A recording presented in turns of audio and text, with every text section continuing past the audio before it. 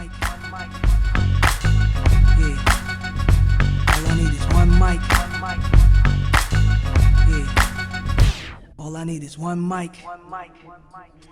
Hey everybody, welcome back to One Mic, where I watch shit so you don't have to. And today I'm here to talk about Season 5, Episode 3 of FX's Snowfall, entitled Lions.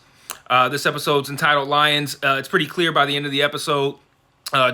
Louis and Franklin are arguing over the prices, and actually they're not even really arguing over the prices. They're arguing about Louis and Jerome kind of moving out from under Franklin's wing, and it's just causing a lot of problems. You know, there was a conversation with Franklin and Teddy earlier in the episode where Teddy talks about Franklin kind of being the middleman in his own operation, and that's what Franklin's trying to cut down on, bring everybody in, and it's mainly because he's scared about what could happen with Teddy, which I'll talk about in a moment. But during this argument, Jerome says lions arguing over sheep, and that's what's happening here. We're getting the two lions here are arguing about their own place in the business, and Franklin, I'd call it a threat.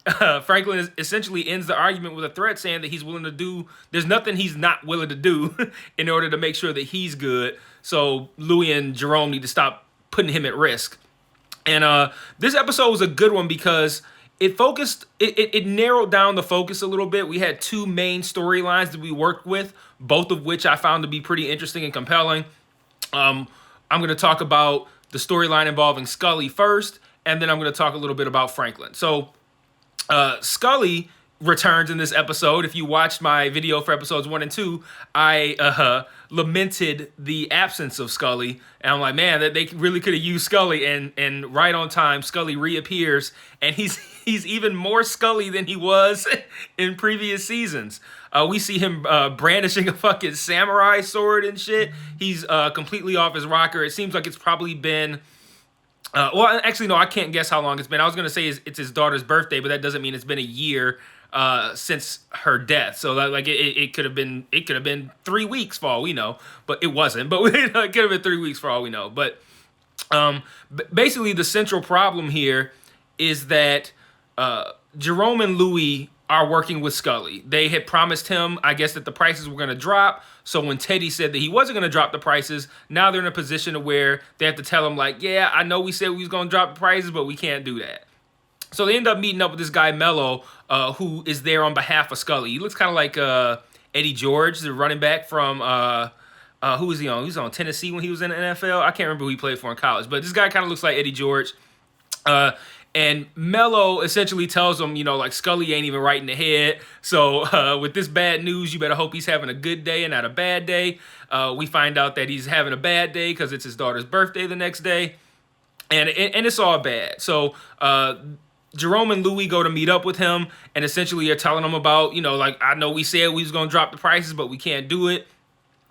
Scully chops off like the side of someone's head. Like, I can't imagine he has the precision to cut off just this guy's ear. I kind of think that that's what we're supposed to take from it, but I can't imagine Scully's that good of a swordsman. I would imagine he probably cut off like the whole side of his face, but whatever. He does some crazy shit with a sword on a guy that did absolutely nothing wrong.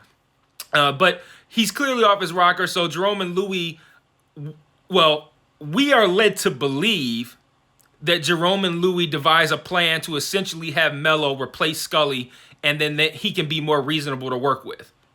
So throughout the episode, we see them kind of working toward this plan, and they get to a point where they meet with Mello, and Mello essentially says, you know, I'm ready to step up. He's going to meet with some psychic tomorrow, try to talk to his daughter or some shit.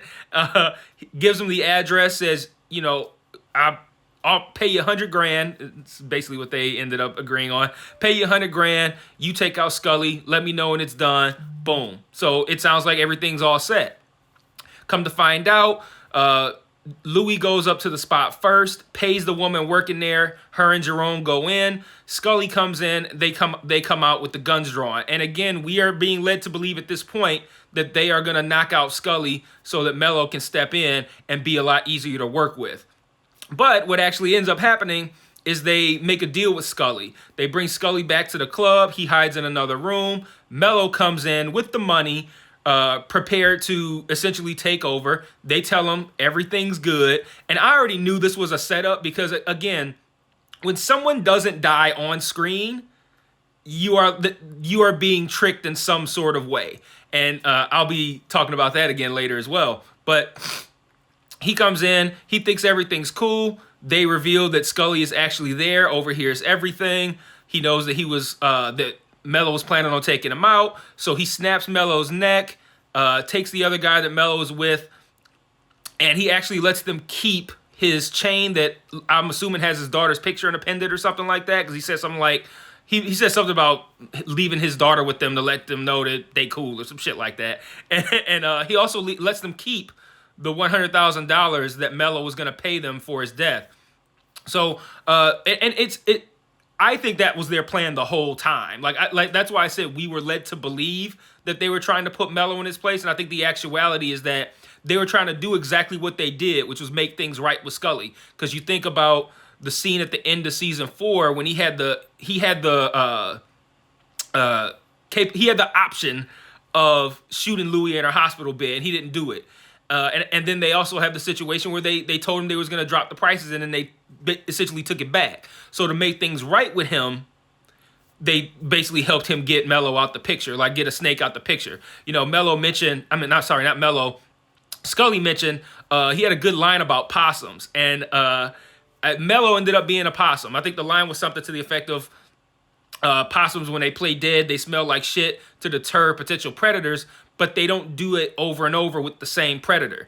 And when he comes in to Jerome and Louie pulling guns on him, he calls them possums, and it ends up turning out that Mello was actually the possum. So this was just a nice singular episode kind of story where we get we think we're going in one direction, but we end up in another one. Like that's the kind of story that usually in most shows might play out over the course of a couple of episodes or something like that. But this was just a nice self-contained B story within this episode to help bring Scully back into the picture and to also help us understand a little bit more of what Jerome and Louie are dealing with, to also provide context to why they are not working with Franklin. So a lot of work done in that area. They added the cool sword shit, which was fun to watch. There was some dudes like naked with like signs on them that said like thief or something like that. Like just they did a great job of painting the picture that Scully is in even worse shape mentally now than he has been historically on the show. So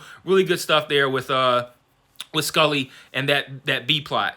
The A plot, as usual, revolves around Franklin. And not even just Franklin, but I think Franklin as it pertains to the return of Teddy. And I think Teddy's return, well, I know they don't make it super obvious, but it's very clear that Franklin is shook about Teddy being back for a number of reasons. He already is not trusting of Teddy in general, but particularly because apparently we find out now that the perception among everyone is that Alton is missing.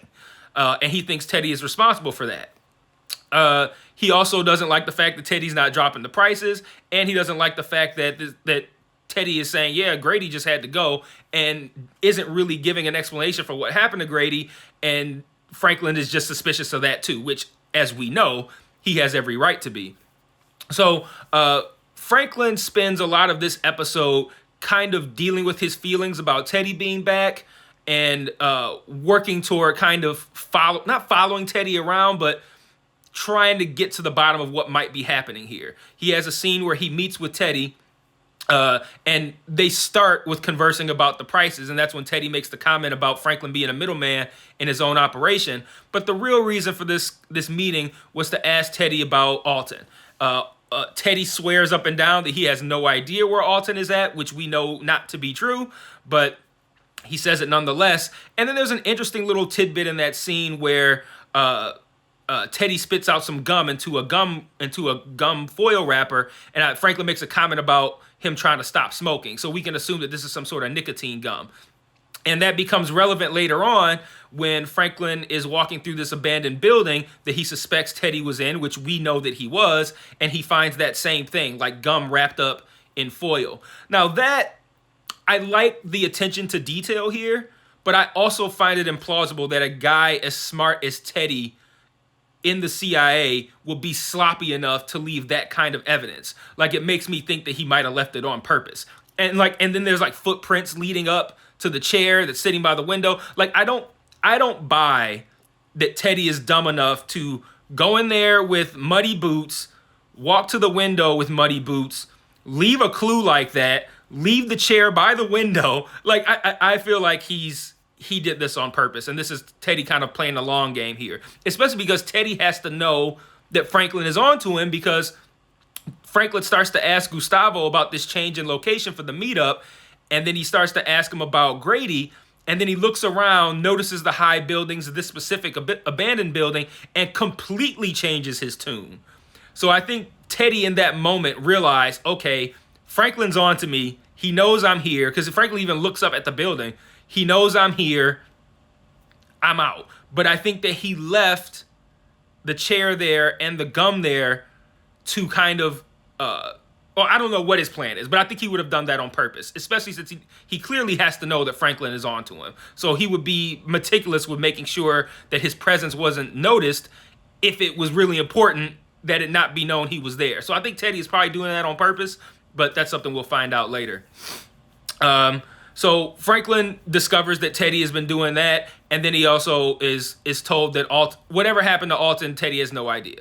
So that's mainly where we end up with Franklin's storyline. That combined with the argument with Jerome and Louis at the end. So that's kind of really all I wanted to talk about in regard to what happened in the episode, because this episode really just had a whole bunch of scenes that kind of led us up to these conclusions about what Jerome and Louis' plan was and what Franklin is up to and how he's feeling about Teddy. What I want to spend a little bit of time on here, though, is in the section that I like to talk about with my thoughts, where I kind of like pose questions or make comments. And I want to start by talking about the Teddy Alton situation. Like I said about Scully, where if you don't kill somebody on screen, it's reasonable to think they're still alive. Was that Scully I said that about? I feel like I said that about somebody else now. I don't know. I'm drawing a blank. But whatever the case may be, I said I was going to talk more about the idea of not killing someone on screen. And Teddy says that he has no idea what happened to Alton. Now, we all watched that season 4 finale and came to the logical conclusion that Teddy killed Alton. But if that were the case, when Sissy would have returned, she would have seen a dead body, unless of course Teddy cleaned it up, which is also possible as well. So I'm not about to make the argument necessarily that Teddy did not. I mean, yeah, Teddy did not kill Alton, but I am gonna make that. I'm gonna introduce it as a possibility. Put it that way. If he, let's just say for instance, maybe he spares Alton in a moment of weakness and basically makes him leave. Or maybe he took him at gunpoint and maybe sent him off somewhere to some desolate location or whatever. Maybe Alton really is missing and is actually still alive. And the only reason I say that is because it seems weird that Teddy would be so vehement about not having any idea where Alton is. And part of me wondered, maybe he doesn't know. Maybe he said, you gotta go. If you're not gone by so and so time, I'm gonna kill you. I'm gonna kill Sissy. I'm gonna do whatever. Maybe he made him leave, and he actually doesn't know where he is, which is true. And he's just not giving Franklin the information that he was involved in not knowing where Alton is. But that would make sense if Sissy came back and Alton was just missing. Like, oh, I don't know where he is. And then that's the narrative that ends up spreading. So I did want to throw in, especially, and also because we didn't actually see Teddy shoot him. And not even like see him shoot. Like they didn't like go to black and then we hear a gunshot. Like there's just nothing. So like I do think it's feasible that there's some aspect of this storyline. I don't know how they might pull it off. But I think it is feasible that Alton could still be alive and that Teddy technically doesn't know where he is, even though Teddy was obviously, even if he didn't kill him, and even if he didn't send him to a specific place, he's at least aware of what happened. So it could be a thing where he's, given a little bit of truth to help feed into a lie, or he could just be flat out lying and he did kill Alton, and maybe he just disposed of the body to where Sissy came back and was just like, oh, Alton's missing, I don't know where he is. Either way, but I did want to present as a possibility, maybe Alton actually is alive, and maybe Teddy actually doesn't know specifically where he is at that time. That could be the case. Just want to throw it out there. Peaches. You know, I said in the video last week that I think Peaches' cold is not a cold. I think it's something a little bit more serious than that. He could have some sort of terminal illness that he just doesn't know about yet. I said AIDS, I think, last week, just because we're talking 1986. AIDS is not a very well-known disease, a well-understood disease yet. It's something that probably existed in the mid-'80s and didn't become a little bit more widespread and knowledgeable until Magic got it in the early 90s. But it's something that definitely would have existed in the mid-'80s, and that could be something that Peaches has. He could also have cancer, something like that. I just don't think they're not just gonna show him continually sniffling and have it just us sitting here believing he has a cold. There's something else going on. So I guess we'll see what happens. Nothing plays out here. There's a funny moment where he tries to shake Franklin's hand, and Franklin's like, nah, no, we're not gonna do that. He doesn't want to take any sickness home to Veronique and her forthcoming child. So yeah, curious to see what's gonna happen with Peaches. Could be nothing. Could be something less severe than what I'm saying, but I don't know. There's just something about the time frame and the emphasis on his sickness that makes me think he's got something terminal, and he just doesn't know it yet. And then also too, I don't know how I don't know what kind of drugs Peaches consumes, or in what way, or even if he does drug. I can't even recall a Peaches drug scene necessarily. But another thing to think about too is that when Magic got it in the 90s, it was still primarily looked at as a disease that was spread among gay people. So if you put us in the mid 80s, that if that's what Peaches had, that might still be a thing where he might go, well, I'm not gay or whatever. But then we also know that it can be spread through needles. So who knows, like if Peaches was doing some drugs that involve needle sharing, he could have got it that way too. He could have got it obviously the the traditional way. But I think Peaches has something terminal, HIV, cancer, something to that effect. And then lastly, one thing I wanted to mention about this show that I think is pretty cool is that I had to check the time, make sure I'm under 20 minutes. I like that this show doesn't waste the scene. Like as I'm taking my notes for this show, I noticed that something relevant happens in every scene, no matter how short or inconsequential that scene may seem. Every scene on this show matters. Like you can't look away and do something else because you'll miss something that's relevant, because every scene either informs the story or informs a character.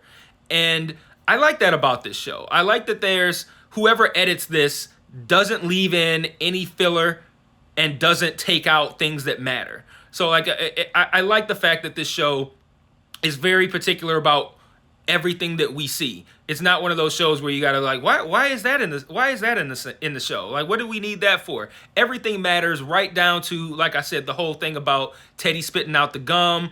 There's a moment where, I like how the show like makes you kind of connect dots, right? Louis and Jerome approach the two girls whose names I can't remember, but they're the ones that are responsible for shooting Louis, that they ended up getting a job on Franklin's team. Jerome and Louis approached them, and they asked them about like a way to get in Mello's ear, and they say something like Puff the Magic Dragon. And then later in a scene we see Mello at the strip club. He's got a girl dancing on him. He's commenting something like about how she's not normally there. And then later we see her smoking weed, and I like the fact that the show didn't hold my hand on that. Like I'm like, this must be Puff the Magic Dragon because he's not he's pleased that she's around and which she normally wouldn't be. So that must be Puff the Magic Dragon. And later they show her smoking weed. I'm like, oh, okay. So I like the fact that they didn't hold our hand with that. But that was a scene right there that might have seemed inconsequential, because all that happened in that scene was Mello sitting there, getting danced on. the little bit of words exchanged about how she's not normally supposed to be there, but she is there now. I think she said something about him being a boss. He rains a bunch of money down. But that scene was important because it informed one, character. We knew that Mello had designs on becoming a boss. Two, it informed story because prior to that, we knew that they planned on sending somebody named Puff the Magic Dragon to get into Mello's ear. So even though that seems inconsequential, it was important. And that's what I like about this show. Every scene is important. It matters. So great episode. Looking forward to seeing where this is going. And I'll see you guys next week for episode 4. Peace.